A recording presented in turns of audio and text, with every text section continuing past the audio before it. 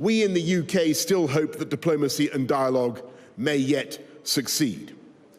But we also have to be unflinchingly honest about the situation today, when over 130,000 Russian troops are gathering on the borders of Ukraine, and when more than 100 battalion tactical groups threaten that European country. We must be united against that threat, because we should be in no doubt what is at stake here. If Ukraine is invaded, and if Ukraine is overwhelmed, we will witness the destruction of a democratic state, a country that has been free for a generation, with a proud history of elections. And every time that Western ministers have visited Kiev, we've assured the people of Ukraine and their leaders that we stand foursquare behind their sovereignty and independence. How hollow, how meaningless, how insulting those words would seem if, at the very moment when their sovereignty and independence is imperiled, we simply look away.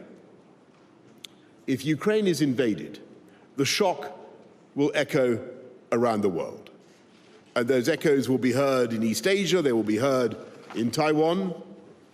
When I spoke to the Prime Ministers of Japan and Australia this week, they left me in no doubt that the economic and political shocks will be felt on the far side of the world. So let me be clear about the risk. The risk now is that people would draw the conclusion that aggression pays and that might is right. So we should not underestimate the gravity of this moment and what is at stake. As I speak to you today, we do not fully know what President Putin intends, but the omens are grim, and that is why we must stand strong together. The UK has worked with the European Union and the United States to put together the toughest and strongest package of sanctions. And I spoke recently to President Ursula von der Leyen to discuss the measures prepared by the EU in closest coordination with our own. And if Russia invades its neighbor, we will sanction Russian individuals and companies of strategic importance to the Russian state. And we will make it impossible for them to raise finance on the London capital markets. And we will open up the matryoshka dolls of Russian-owned companies and Russian-owned entities to find the ultimate beneficiaries within. And if President Putin believes that by these actions he can drive NATO back or intimidate NATO, he will find that the opposite is the case. Already the UK and our allies are strengthening the defences of the eastern flank of NATO. We're increasing the British contribution to exercise cold response by sending our newest aircraft carrier, HMS Prince of Wales, and 3 Commando Brigade.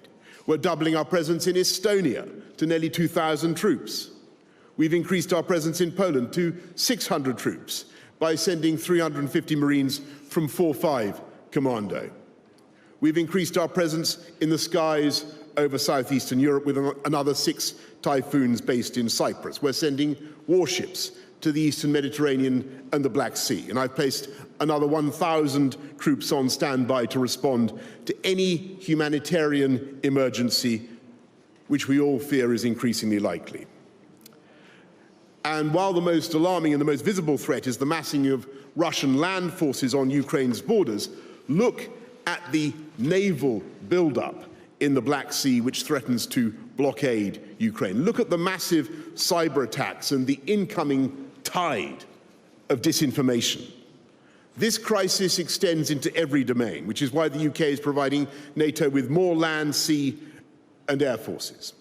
And it is because we feared a crisis like this that we were already engaged in the biggest increase in defense investment for a generation, spread across conventional capabilities and the new technologies that are ever more important to our collective defense. And I'm proud to say that since Russia invaded Ukraine for the first time and annexed Crimea in 2014, we have been helping Ukraine, training 22,000 troops, and in recent months in response to the threat, we have been among the nations to send defensive weaponry in the form of 2,000 anti-tank missiles. And I'm glad that we've been joined in this by the United States, by Poland, and by our Baltic allies. And that many other nations and the EU have, like the UK, helped to strengthen Ukraine's economy. Britain will always stand up for freedom and democracy around the world. And when I say that our commitment to European security is immovable and unconditional, our deeds show that we mean our words. We are making the biggest contribution of NATO to NATO of any European ally because we understand the importance of collective security. And just as our European friends stood by us after the Russian state used chemical weapons in Salisbury, used a chemical weapon in Salisbury, so Britain will stand by you. But we must accept that these measures by the UK and our allies, draconian sanctions, rinsing out dirty money, the intensification of NATO's defences, fortifying our Ukrainian friends, they may not be enough to deter Russian aggression. And it is therefore vital that we learn the lessons of 2014. Whatever happens in the next few days and weeks, we cannot allow European countries to be blackmailed by Russia. We cannot allow the threat of Russian aggression to change the security architecture of Europe. We cannot permit a new Yalta, a new division of our continent into spheres of influence. And we must now wean ourselves off dependence on Putin's oil and gas. And I understand the costs and the complexities of this effort and the fact that it is easier said than done. So I'm grateful to Chancellor Scholz's assurances about Nord Stream 2. But the lessons of the last few years and of Gazprom's obvious manipulation of European gas supply cannot be ignored. We must ensure that by making full use of alternative supplies and technology, we make Russia's threats redundant. And that will be the work of the months and years to come, as well as the necessary and overdue steps that we in the UK must take to protect our own financial system. And we now need to prepare ourselves for the Russian playbook of deception that governs every operation of this kind. There will be a cascade of false claims about Ukraine intended to spread confusion almost for its own sake. And even now there are plans being laid for staged events, spinning a web of falsehoods designed to present any Russian attack as a response to provocation. We've already witnessed a fake military withdrawal combined with staged incidents that could provide a pretext for military action. We knew this was coming. We've seen it before, and no one should be fooled. And we have to steel ourselves for the possibility of a protracted crisis, with Russia maintaining the pressure and searching for weaknesses over an extended period. And we must, together, refuse to be worn down. What Europe needs is strategic endurance, and we should focus our energies on preserving our unity and on deepening transatlantic cooperation. But for that to work, we must also be prepared to devote the necessary resources to carry a greater share of the burden of preserving our continent's security and to demonstrate that we are in it for the long haul.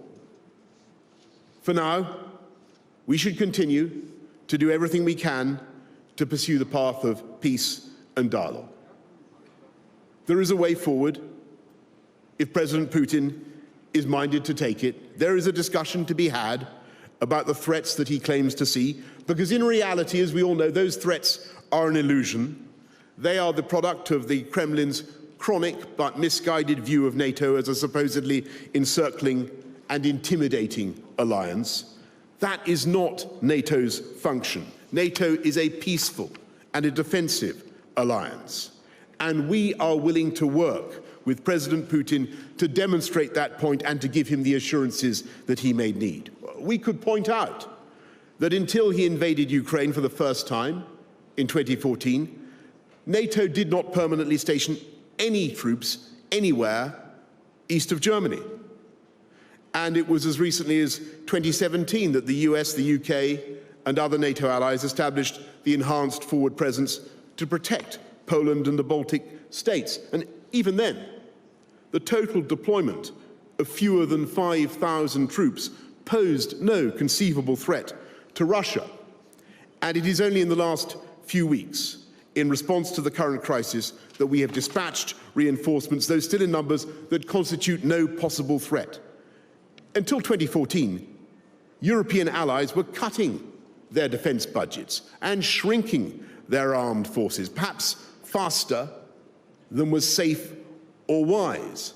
And to the extent that this has changed, it is because of the actions of President Putin and the tension that he has created.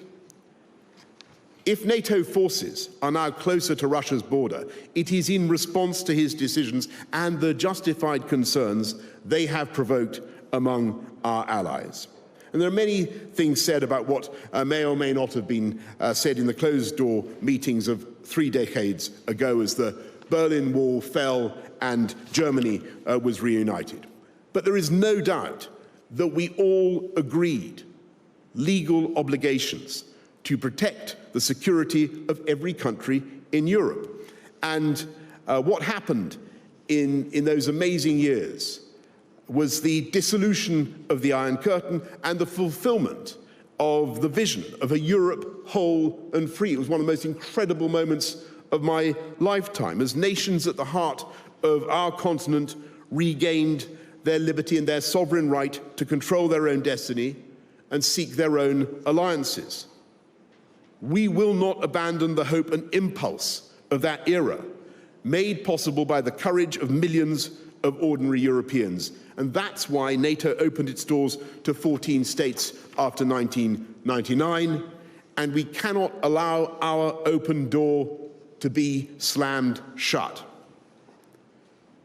But if dialogue fails, and if Russia chooses to use violence against an innocent and peaceful population in Ukraine, and to disregard the norms of civilized behavior between states, and to disregard the Charter of the United Nations, then we at this conference should be in no doubt that it is in our collective interest that Russia should ultimately fail and be seen to fail. I believe that in preparing to invade Ukraine, a proud country whose armed forces now exceed 200,000 personnel, considerably more expert in combat today than in 2014, President Putin and his circle are gravely miscalculating. I fear that a lightning war would be followed by a long and hideous period of reprisals and revenge and insurgency. And Russian parents would mourn the loss of young Russian soldiers who, in their way, are every bit as innocent as the Ukrainians now bracing themselves for attack. And if Ukraine is overrun by brute force, I fail to see how a country encompassing nearly 250,000 square miles, the biggest nation in Europe apart from Russia itself, could then be held down and subjugated forever. After a generation of freedom, we're now staring at a generation of bloodshed and misery. I believe that Russia would have absolutely nothing to gain from this catastrophic venture and everything to lose. And while there is still time, I urge the Kremlin to de-escalate, to disengage its forces from the frontier and to renew our dialogue. Every nation at this conference shares a vision of a secure and prosperous Europe of sovereign states, deciding their own destiny and living without fear or threat. And that vision, of course, extends to Russia, a nation whose cultural patrimony we revere and whose sacrifice in the struggle against fascism was immeasurable. Russia has as much right as any other country to live in peace and security. And we should never cease to emphasize that Russia has nothing to fear from our vision, which threatens and marginalizes no one. And as we come together in unity and resolve, we must also show wisdom and moderation, because it's precisely by that unity that we show today that we have the best chance, even now, at this 11th hour, of averting disaster and ensuring that good sense can still prevail.